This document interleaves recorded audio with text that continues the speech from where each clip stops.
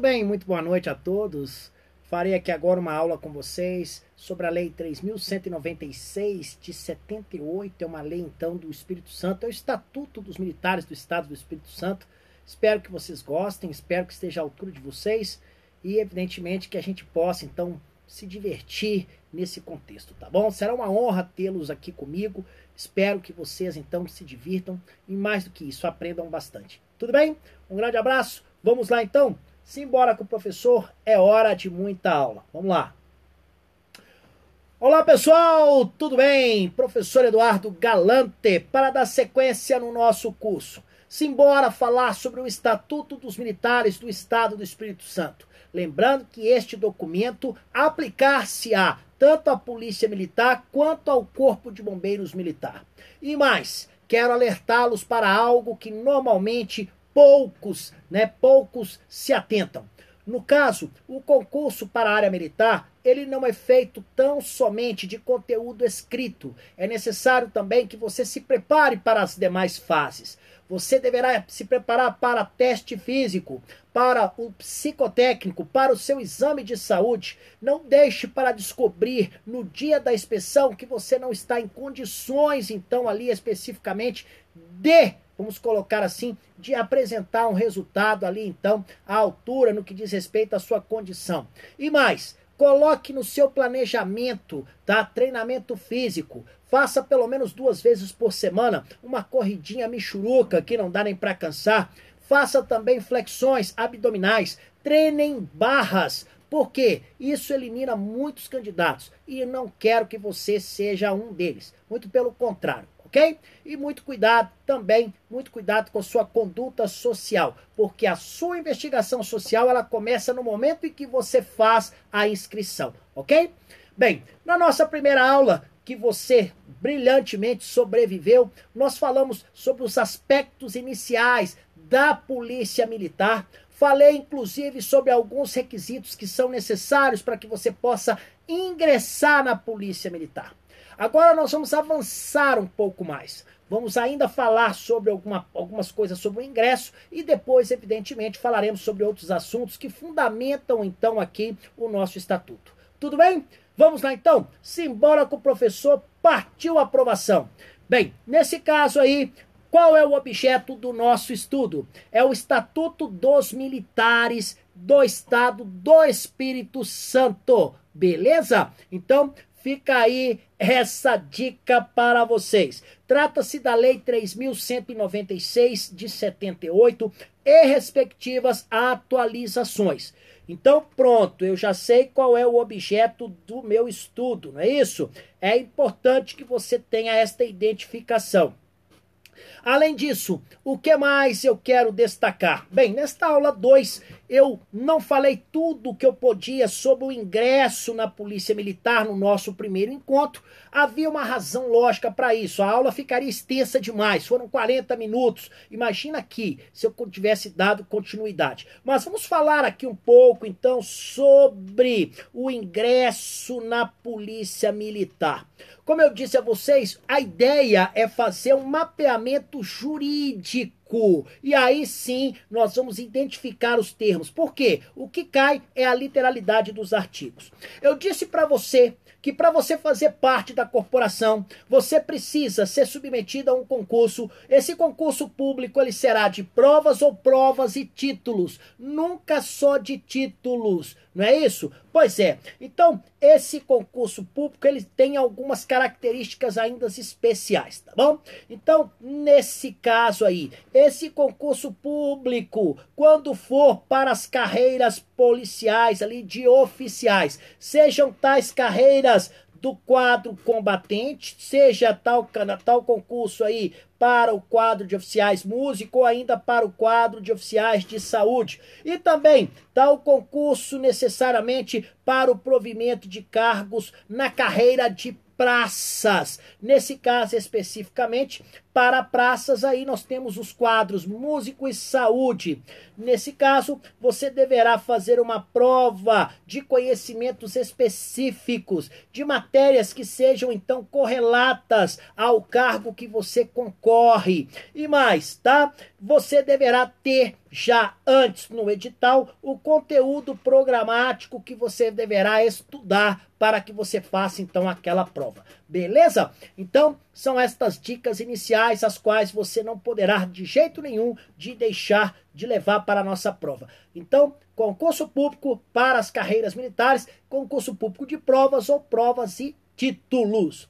Além disso, tá? A entrega da documentação exigida para o concurso, e não são poucos os documentos.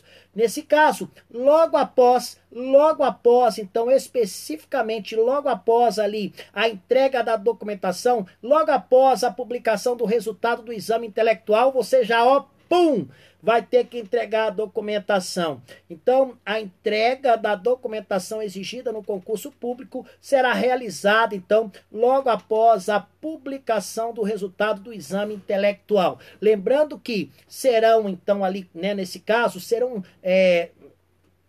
será, nesse caso aí, cobrada a documentação de quem? Daquele militar que ficou dentro do limite de vagas estabelecidos no edital, tá bom? Isso é evidentemente para que você comprove ser detentor, possuidor das condições. Como que isso poderá ser cobrado na sua prova? A banca pode colocar que esta documentação deverá ser exigida quando você for realizar a inscrição. E aí, evidentemente, a questão fica errada. Não é, tá? Nesse caso aí, não é especificamente nesse momento. Não é quando você realiza a inscrição. É logo após o resultado do exame intelectual. Além disso, tá? O exame intelectual. O exame intelectual, ele tem duas naturezas. O exame intelectual, ele tem a primeira natureza é de classificatório. Você deverá estar, então, dentro do número de vagas, tá? Necessariamente ali previstos. E, claro, de acordo com a sua classificação, evidentemente, você poderá ter ali, vamos colocar,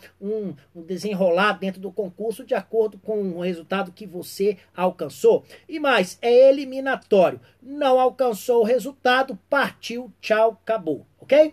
Bem, nesse caso, tá? Considera-se, então, como etapa do processo seletivo, aquele período que você estiver no curso de formação ou adaptação. Essa é uma pergunta que sempre me fazem. Professor, eu quero fazer o concurso para a Polícia Militar do Estado do Espírito Santo. O senhor está dando essa aula? Sim, é a Lei 3.196. Aí me perguntam, professor, o curso de formação faz ou não faz parte do concurso? Faz.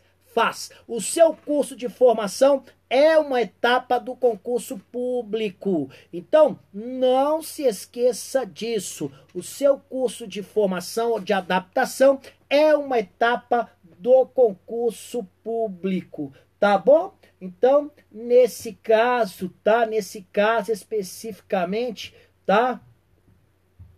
Nesse caso especificamente, então, nesse caso aí nós devemos ficar atentos para estas questões, tá? Devemos ficar atentos, então, para estas questões. Curso de formação faz parte, sim, do processo seletivo, beleza? Além disso, outro, para participar no concurso público, você quer participar do concurso público para a Polícia Militar do Estado do Espírito Santo, para o Corpo de Bombeiros Militar do Estado do Espírito Santo? Gente, principalmente é uma oportunidade para você que é jovem, que tem entre 18 e 30 anos. Não perca esta oportunidade. Partiu a aprovação, dê uma voadora, vá para cima. Então, para participação no concurso público, você deve ter que idade? Professor, eu tenho 45 anos, eu posso participar? Não, já não pode mais, tá? A participação no concurso público, você deve ter, no mínimo, 18 anos de idade, tá? Mas é no dia da inscrição? Não, não é no dia da inscrição, não. É na data de matrícula do curso. No dia que você for matricular, você tem que ter no mínimo 18 anos de idade. E no máximo 28 anos de idade no primeiro dia de inscrição. Então, você vai fazer a inscrição, vamos colocar que a inscrição fosse no dia, vamos colocar no dia 11 de maio. Então, no dia 11 de maio, tá? No dia 11 de maio, você pode ter no máximo 28 anos. Você não pode ter, então, mais do que 28, tá bom? Professor, eu tenho 28 anos, 11 meses e 29 dias. Tudo bem, você ainda não passou da casa dos 28, ok? Então, a única exceção fica por conta do seguinte: a única exceção fica por conta do ingresso no quadro de oficiais médicos, porque nesse caso a idade aumenta para 35 anos. Se for prestar concurso para médico, para o quadro de oficiais médicos, aí você pode ter até 35 anos aí no primeiro dia da inscrição, tá bom? E aqui então eu ainda tenho mais alguns requisitos que são necessários para que você possa participar do certame público, tá bom? Então, vamos lá. O que mais eu quero destacar? Por exemplo, o meu amigo, o Mário Lúcio, ele me perguntou: Galante, eu quero fazer parte, no caso aí, do quadro de praças combatentes. O que necessariamente eu preciso para fazer isso? Vamos aqui. Bem, nesse caso, para que você possa ingressar no quadro de qualificação, tá, das praças combatentes, então, quadro policial militar, no caso aí das praças combatentes, para você será exigido de você, então, nível médio de escolaridade. Então, para você fazer parte, para você, então, no caso aí, fazer parte, ser graduado, ou seja, ter uma graduação, você fazer o concurso para soldado, fazer então um concurso ali que normalmente, tá, você entra através do concurso público para soldado. Você deverá possuir nível médio, tá? Nível médio. Então, nesse caso aqui, nesse caso especificamente, tá? Nesse caso especificamente, nós não podemos destacar, nós não podemos deixar de destacar, então, esse contexto, tá bom? O que mais eu quero, tá? O que mais eu quero trazer para vocês? Outras situações. Ah, você quer fazer parte, então, no caso ali, de praças auxiliares de saúde. Você quer fazer o concurso, então, você quer fazer parte da graduação, não é isso? Você quer fazer parte da graduação, você quer ser ali um praça de saúde. O que vai ser necessário nesse caso especificamente? O que vai ser exigido de você? Nesse caso, para ingresso no quadro de qualificação policial militar de praças auxiliares de saúde, você precisa de ter concluído o nível médio mais curso técnico na área de saúde. São os requisitos necessários. Além disso, o que mais? Você quer fazer parte, você quer ser músico, você quer fazer parte do quadro ali de qualificação policial militar das praças especializadas, então, músicos. Então, vamos colocar aqui: ingresso no quadro de praças especializadas músicos. O que é necessário que você então tenha? Você será exigido de você nível médio, mas evidentemente ali um certificado ali, claro, evidentemente você também será submetido a uma prova específica ali, no caso, das suas habilidades com instrumentos musicais, tá bom? Então, nesse caso aí, você precisa ter nível médio, ok? Além disso, vamos falar um pouquinho sobre a hierarquia e a disciplina. Em linhas gerais, estamos no Estado Democrático de Direito. Deixa eu olhar dentro dos teus olhos para te falar isso. Se eu estou num Estado democrático, então, de direito, no Estado Democrático de Direito, nós temos alguns pilares sem os quais esse Estado não iria se sustentar. O que eu quero dizer? Um destes pilares é justamente ali a justiça. Na justiça eu tenho a segurança pública. A segurança pública não se esgota num único ato. Imagina, a polícia foi hoje prender o ladrão, pronto, acaba com a polícia porque não precisa mais. Como assim? Amanhã, novamente, a polícia precisa estar nas ruas para manter a ordem pública. Já imaginou o caos se nós não tivéssemos assim? Ou o Corpo de Bombeiros Militar, a mesma coisa? Então, esta instituição ela é permanente. O Estado Democrático de Direito, então, comporta esta instituição como uma instituição impermanente. Por quê? A sua missão não se esgota num único ato. Para que esta instituição exista, ela também precisa ter os seus pilares, o seu alicerce. Nesse caso, os pilares das organizações militares são a hierarquia e a disciplina. A hierarquia é a quantidade de responsabilidade, de autoridade que é cometida ao militar. E isso se faz em graus hierárquicos, dentro de uma estrutura.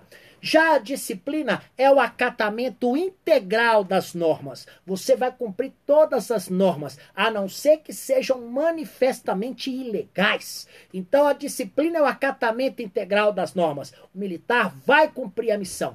Bem, vamos falar um pouco mais então sobre a hierarquia, sobre a disciplina. Quais são então os desdobramentos desta hierarquia e da disciplina? Vamos lá? Bem, vem aqui com o professor. Bem, nesse contexto então, trazendo para você. A hierarquia e a disciplina, neste caso, constitui a base institucional da polícia militar. Então, essa normalmente é a informação que é mais cobrada em prova. A banca vai querer colocar para você, a banca vai querer colocar qualquer coisa. A banca vai querer colocar aqui que é a precedência, não sei, vai inventar qualquer nome. E é claro que você não vai cair nessa. Então a hierarquia e a disciplina constituem a base institucional da polícia militar. E mais, de que maneira, nesse caso ali, a hierarquia se reflete na instituição? Isso é simples você imaginar. Imagina. Eu sou cabo, você é sargento. Necessariamente você tem mais responsabilidade do que eu. Necessariamente você tem mais autoridade do que eu. Você ganha mais do que eu ganho. Porque o seu grau hierárquico está acima daquele que eu ocupo. Então, isso é fácil. Nesse caso aí é interessante que você guarde isso, tá? A autoridade e também a responsabilidade, elas crescem com grau hierárquico. Muito cuidado, viu? Normalmente a banca adora cobrar esse tipo de informação. Seja como for, nós estaremos preparados. A hierarquia policial militar. Então agora vamos buscar o conceito técnico de hierarquia policial militar, pois eu sempre digo a você, banca adora cobrar conceitos, e aí você já sabe, conceito na área militar, então aí é que nós temos mesmo. Bem, quais são as características? Quais são, então, aqui os termos que eu poderei associar à hierarquia policial militar para eu lembrar na hora da prova? A hierarquia policial militar, então, nada mais é do que a ordenação da autoridade em níveis diferentes dentro da estrutura da polícia militar. Eu tenho uma estrutura, aqui tem os cargos têm necessariamente ali atividades para serem realizadas. Este cargo, quem deve cumprir a missão é soldado, esse cargo, quem tem que cumprir a missão é um coronel, e assim vai. Dentro da estrutura eu tenho então ali cargos distribuídos e, claro, os cargos serão exercidos de acordo com os graus hierárquicos. Por exemplo, para você ser comandante geral da polícia militar, obrigatoriamente você tem que ser coronel. Você não vai ver um capitão, você não vai ver um tenente, um sargento, um soldado ser o comandante geral. Por quê? Para ser comandante geral, obrigatoriamente você tem que ser um oficial do último posto, ok? E mais, tá? A ordenação. De que maneira é feita a ordenação, então? Nesse caso, a ordenação ela é feita por postos e graduações. Além disso, tá? E lembrando, então, que dentro de um mesmo posto e graduação, como é que se faz, então, ali a hierarquia? Ela se faz por antiguidade. Então, dentro de um posto ali, nesse caso ali, ó, a ordenação, ela se faz, então, por necessariamente postos ou graduações. Então, por exemplo, se você é terceiro sargento e eu sou cabo, você então é mais antigo do que eu, tá bom? Então, nesse caso aí, fica esta dica para vocês. Então, a ordenação se faz por postos ou graduações dentro de um mesmo posto ou graduação. E, nesse caso, lembrando que a antiguidade ela é importante. Por exemplo, você é soldado, eu também. Quem de nós dois está, então, dentro da hierarquia? Quem tem precedência sobre o outro? Opa! Você é soldado, entrou em 2010, eu sou soldado e entrei em 2008. Então eu tenho precedência sobre você, eu sou mais antigo, tá bom? E mais, o respeito à hierarquia, gente, é importantíssimo para que a missão da instituição seja cumprida. Bem, agora que eu já sei qual é o conceito de hierarquia, qual é o meu conceito de disciplina? Como eu disse a vocês, existem termos que na hora da prova vão nos ajudar. Por exemplo, disciplina, tá? Disciplina. Nesse caso, é o acatamento integral das normas, leis, regulamentos, normas, disposições. O militar cumpre isso e pronto, acabou. Então, não sendo manifestamente legais, vai cumprir, não vai discutir, pronto, acabou. Vai fazer o quê? É missão dada, é missão cumprida, tá bom? E isso faz o seguinte, nesse caso, a obediência aí aos princípios disciplinares faz com que a instituição tenha um funcionamento regular e harmônico. Com isso, nós teremos um perfeito cumprimento do dever por parte de todos os militares, ok? Portanto, aí eu já marquei, eu vi quais são as características da disciplina. Tem a ver com acatamento integral, beleza? Além disso, eu quero destacar a disciplina e o respeito à hierarquia, tá? Deve ser mantida só entre os militares da ativa, negativo. Quem escolhe ser militar 24/7. 24 horas por dia, 7 dias por semana, pelo resto da sua vida. Então, a disciplina e o respeito, nesse caso especificamente, elas devem necessariamente atingir, alcançar, não só os militares da ativa, mas também da reserva remunerada e os reformados, ok? Fica aí esta dica para vocês. Olha, pelo menos vocês que decidiram e cumprir a missão sagrada de serem militares, pelo menos 1/3 da sua vida você estará ao lado de militares. É engraçado demais. Sabe por quê? Você, quando se torna militar, você começa a frequentar festa de colegas militares, vai a batizado dos seus filhos, dos filhos de colegas militares.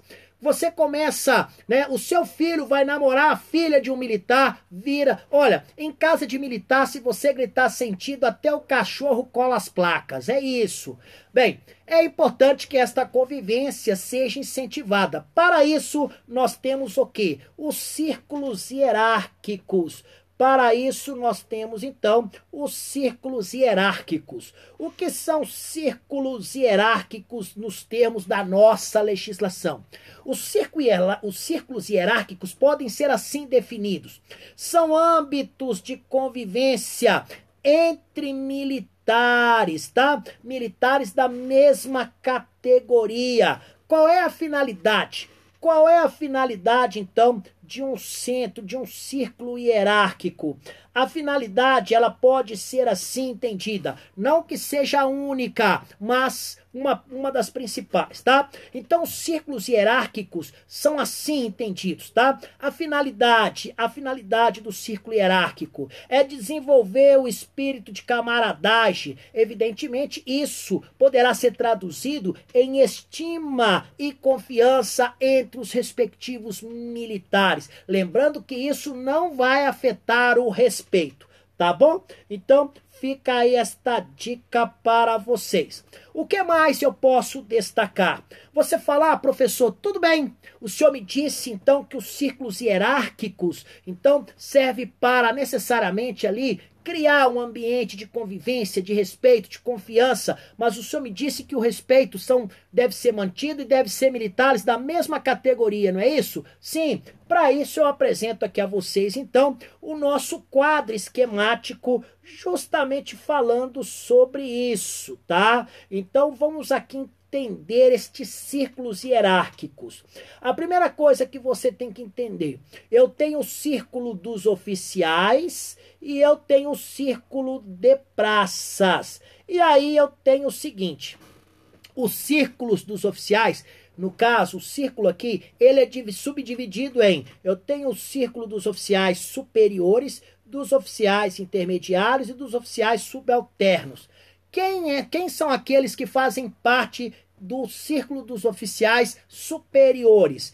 Coronel, tenente-coronel e major. E os oficiais intermediários são os capitães. E os subalternos, primeiro tenente, segundo tenente. Já eu tenho no quadro também do Círculo das Praças, eu tenho duas subdivisões. Eu tenho, no caso aí, o Círculo dos Subtenentes e Sargentos. Quem participa deste círculo? Subtenente, primeiro sargento, segundo e terceiro. E eu tenho o círculo dos cabos e soldados, tá bom? Quem participa? Cabo e soldado. E aí você está me perguntando, professor, eu sou aluno do curso de formação, qual quadro que eu vou participar? Ou você ainda, né, no caso, qual círculo? Ou você ainda me pergunta, professor, sou aspirante oficial, e aí, para onde eu vou? Bem, nós temos mais um quadro que é importante. Temos o quadro das praças, né? O círculo hierárquico aqui, no caso, das praças especiais. Então, o aspirante a oficial, ele frequenta o círculo dos oficiais subalternos. Então, primeiro tenente, segundo tenente. Já o aluno oficial, o cadete, ele frequenta excepcionalmente em reuniões sociais o círculo dos oficiais, mas em situações excepcionais. Já o aluno do curso de formação de sargentos, ele vai participar, tá, excepcionalmente e às vezes em algumas reuniões, do círculo dos subtenentes e sargentos, tá? Já você que é aluno do curso de formação de cabo e soldado, vai frequentar então ali o círculo dos cabos e soldados. Simples e tranquilo assim, tá bom? Bem, nós temos aqui mais algumas definições que eu quero que você leve para a nossa prova. E olha, não pense que isso não cai. Nós acabamos de ter a prova para a Polícia Militar do Estado de Pará e estas informações caíram tanto na prova de oficial quanto na prova de praças. E os alunos então me falaram, professor, obrigado por ter nos alertado. Isso serve para você. Posto, nesse caso especificamente, posto é grau hierárquico de oficial e é conferido por ato do senhor governador do estado. Então, nesse caso, tá, posto é para oficial e é, no caso, ali conferido por governador do estado. O oficial tem a carta patente, onde estão registradas todas as suas prerrogativas. Já a graduação é grau hierárquico de praça e a graduação é conferida pelo senhor comandante-geral, ok? Então fica aí esta dica para vocês, é uma dica importante, isso é muito cobrado. Aspirante oficial, tá? No caso, e os alunos oficiais são chamados como praças especiais. Então, pronto, tá? Além disso, os graus hierárquicos. Olha, os graus hierárquicos, então, inicial e final de cada um dos quadros. Tudo isso vai ser fixado de acordo com a lei de organização básica. Então, existe uma lei para fixar ali, por exemplo, tem quadro que não chega até coronel. O quadro de oficiais combatentes chega, tá? Mas, por exemplo, oficiais ali, no caso, músico, não chegam não, tá bom? Chega até tenente-coronel, mas nós vamos ver isso mais à frente. Sempre que o policial militar, tá, no caso da reserva remunerada ou reformada, fizer o uso do posto da graduação, tem que falar. É obrigatório que ele fale isso. Atenção, senhores, com licença. Primeiro tenente para a Polícia Militar da reserva remunerada. Pronto, opa, eu identifiquei, falei que eu estou na inatividade, tá bom? Bem, vamos ver se isso cai em prova. É claro que cai. Professor, o senhor tem certeza? Claro que cai. Mas não temos questões desse assunto. Não, temos sim. O professor elaborou para você. Questão inédita. Vamos lá? Considerando o previsto no Estatuto dos Militares do Estado do Espírito Santo, assinale a alternativa correta. Opa! Aí eu dou valor, hein? Vamos aqui então entender isso melhor. Posto, letra A, alternativa A. Posto é grau hierárquico de oficial, conferido por ato do comandante-geral. Não. Nesse caso, de fato, posto é grau hierárquico de oficial, mas é conferido pelo senhor governador, não é pelo senhor comandante, não. Errado. B. Graduação é grau hierárquico de praça, conferida pelo governador. Não. A graduação, ela é de praça, mas ela é conferida especificamente pelo senhor comandante-geral. Então, aqui, ó, houve uma inversão de informações. Os aspirantes oficiais e os alunos oficiais são denominados oficiais especiais. Não, são praças especiais. Os graus hierárquicos inicial e final dos diversos quadros são fixados separadamente para cada caso, em lei de organização básica. Perfeito, nós acabamos até de entender e de ver isso. Existe uma lei específica para tanto. Sempre que o policial militar da reserva remunerada ou reformado fizer o uso do posto ou graduação, poderá fazê-lo mencionando esta situação. Cuidado! No nosso contexto jurídico, poder e dever têm contextos diferentes. Poder está no âmbito da faculdade, sim ou não. Dever está no âmbito da obrigatoriedade. Então aqui não é uma faculdade, é um dever. Então ele deverá fazer, tá bom? Cuidado, todas as vezes que aparecer o verbo poder e dever na nossa prova, desconfie. Portanto, após minuciosa correção, gabarito letra D. E com isso alcançamos o nosso objetivo, chegamos ao final desta aula, aula gostosa, aula raiz, aula então onde você objetivamente aprendeu um pouco mais sobre o ambiente militar.